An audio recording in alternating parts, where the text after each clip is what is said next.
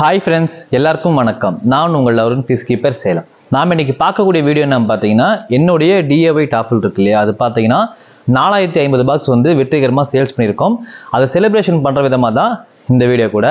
So வாங்க வீடியோக்குள்ள போகலாம். அதுக்கு முன்னாடி நம்ம சேனலுக்கு நீங்கள் புதுசாக விசிட் பண்ணிங்கன்னா நம்ம சேனலுக்கு சப்ஸ்கிரைப் பண்ணி பெல் ஐக்கனை கிளிக் பண்ணி ஆல் செலக்ட் பண்ணிக்கோங்க. அப்போ தான் ஃபியூச்சரில் போடக்கூடிய இதே மாதிரியான வீடியோஸ் உங்களுக்கு தொடர்ந்து நோட்டிஃபிகேஷன் ஆகும். வாங்க வீடியோக்குள்ள போகலாம். ஓகே ஃப்ரெண்ட்ஸ், இந்த வீடியோ பார்த்தீங்கன்னா முழுக்க சேல்ஸ் சம்மந்தப்பட்ட வீடியோ தான். ஸோ என்னுடைய DIY டாஃபில் இருக்கு இல்லையா, அது பார்த்தீங்கன்னா வெற்றிகரமாக 4050 பாக்ஸ் நம்ம சேல்ஸ் பண்ணிட்டோம். ஸோ அதை வந்து செலிப்ரேஷன் பண்ணுற விதமாக தான் இந்த வீடியோ கூட மேக் பண்ண போகிறோம். ஸோ இந்த குட்ஸ் யாருக்காகன்னு பார்த்தீங்கன்னா கன்னியாகுமரியில் கூடிய நம்மளுடைய சப்ஸ்கிரைபருக்காக தான். அவர் வந்து ஆல்ரெடி என்கிட்ட வந்து சம்புக்கும் அப்புறம் டாப் ஃபில்டருக்கு தேவையான அக்சசரிஸ் வந்து லாஸ்ட்டாக பார்த்தீங்கன்னா ஒரு 4 மந்த் 5 மந்த் கிட்ட இருக்கும் ஃபுல்லாக நம்மகிட்ட வந்து பர்ச்சேஸ் பண்ணியிருந்தாரு. இது பார்த்தீங்கன்னா அவரோட செட்டிங்கை பார்த்துட்டு அவரோட ஃப்ரெண்டு வந்து அவர்கிட்ட கேட்டிருக்காரு. ஸோ இந்த செட்டிங்ஸாக சூப்பராக இருக்குது, எனக்கு செஞ்சு கொடுன்னு சொல்லியிருக்காரு. அந்த சப்ஸ்கிரைபரும் பார்த்தீங்கன்னா ஒரு ஃப்ரெண்டுக்காக வந்து நம்மகிட்ட வந்து பர்ச்சேஸ் போட்டு கொடுக்குறாரு.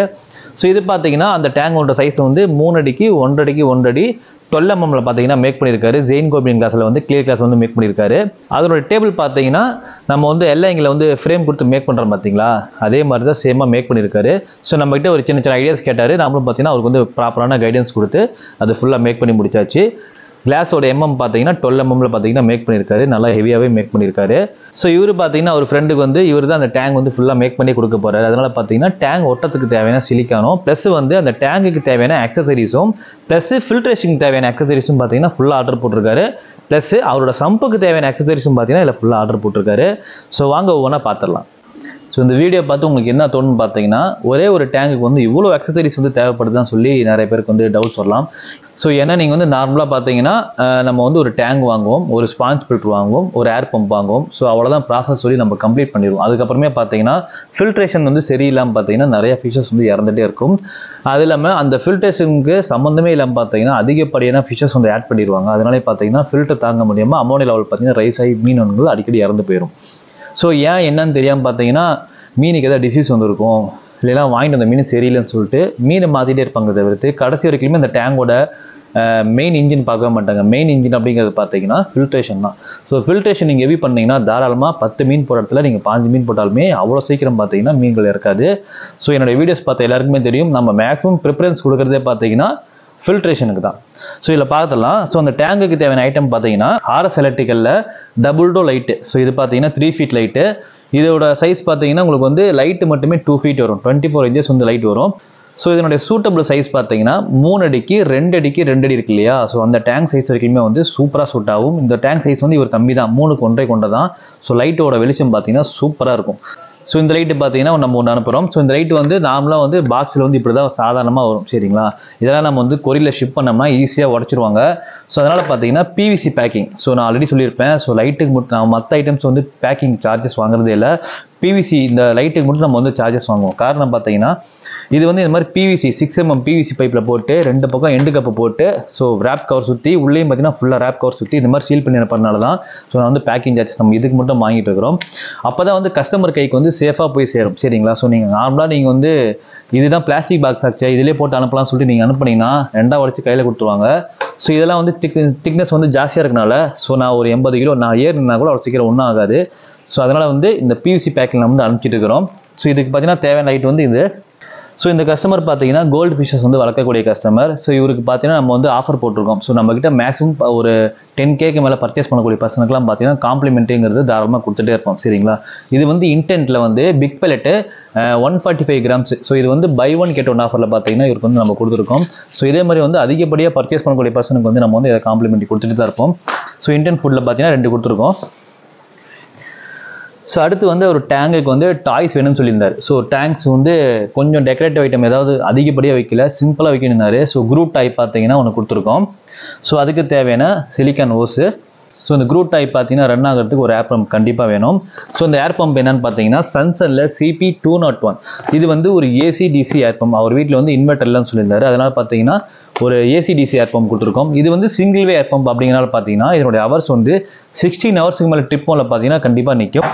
கண்டினியூ மோட்லையுமே பார்த்தீங்கன்னா கிட்டத்தட்ட ஒரு 7 hours ஈஸியாக கிராஸ் பண்ணிடும். ஏன்னா வந்து 2 வே இருக்கக்கூடிய ஒரு ஏர் பம்பு தான் பார்த்தீங்கன்னா ஹவர்ஸ் வந்து கொஞ்சம் கம்மியாகும். ஏன்னா 2 பம்பு சேர்த்து ஒரு பேட்டில் வந்து ரன் ஆகுது.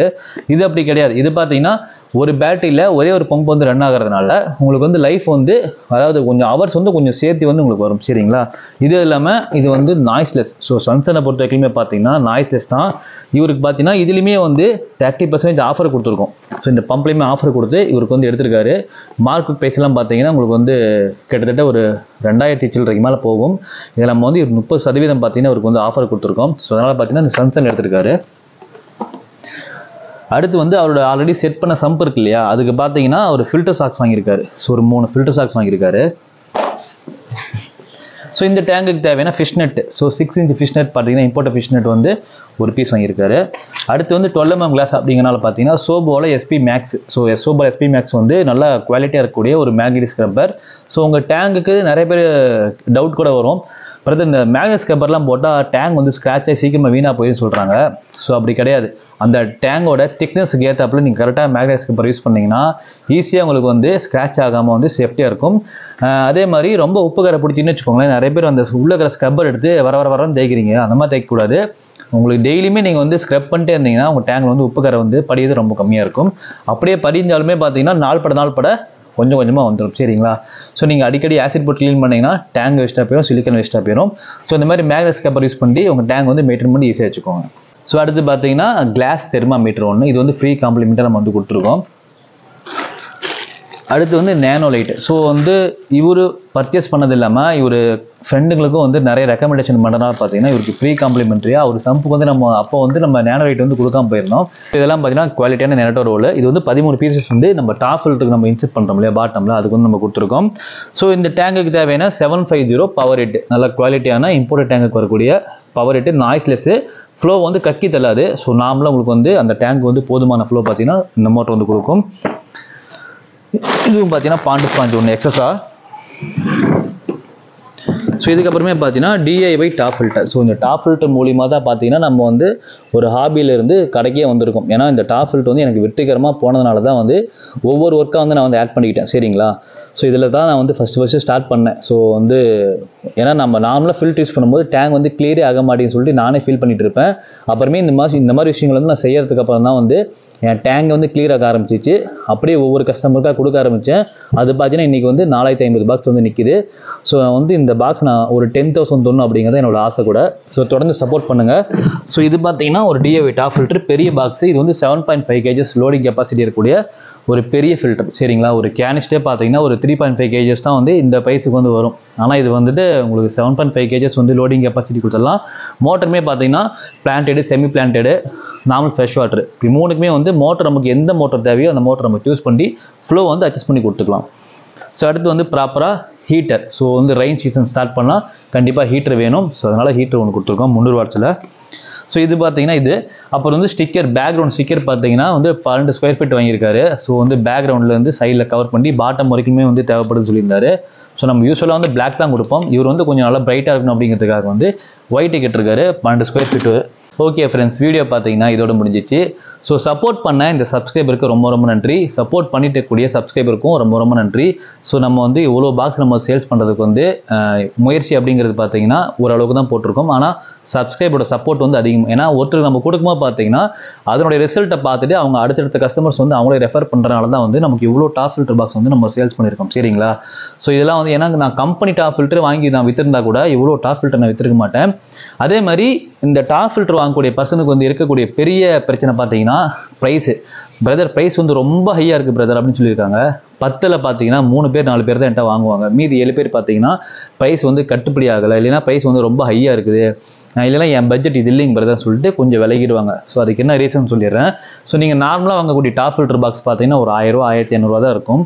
ஸோ அது ஏன் அப்படி இருக்குன்னு பார்த்தீங்கன்னா ஒரு பவர் ஹெட், ஒரு சின்ன டாப் ஃபில்டர் பாக்ஸ் வந்துடும் சரிங்களா. இதோட முடிஞ்சு போயிடாது. இதில் அப்படி கிடையாது. இந்த பாக்ஸ் வந்து ஒரு 7.5 kgs பிடிக்கக்கூடிய ஒரு ப்ரீமியமான ரெய்னோ பிராண்டு பாக்ஸு ஒன்று. இதில் ப்ராப்பராக நம்ம ஸ்டிக்கர் ஒட்டி அழகாக டிசைன் பண்ணி கொடுக்குறோம் சரிங்களா. இதில் ஓட்டை போட்டுட்டு அடுத்து பார்த்தீங்கன்னா ஸ்ப்ரே பார் இந்த மாதிரி வந்துடும் சரிங்களா. அடுத்து வந்து நெக்ஸ்ட்டு வந்து இந்த மாதிரி டேங்க் நிபிள் வந்து தண்ணியோட லீக்கேஜ் வந்து ஆகாமல் தண்ணி ஸ்டோர் ஆகிற மாதிரி இந்த டேங்க் நிபிள் வந்து கொடுக்குறோம்.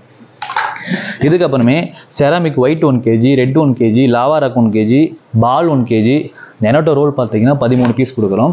இந்த மாதிரி பாண்டு ஸ்பாஞ்ச் வந்துடும். இந்த மாதிரி ஃபில்டர் பேடு வந்துடும்.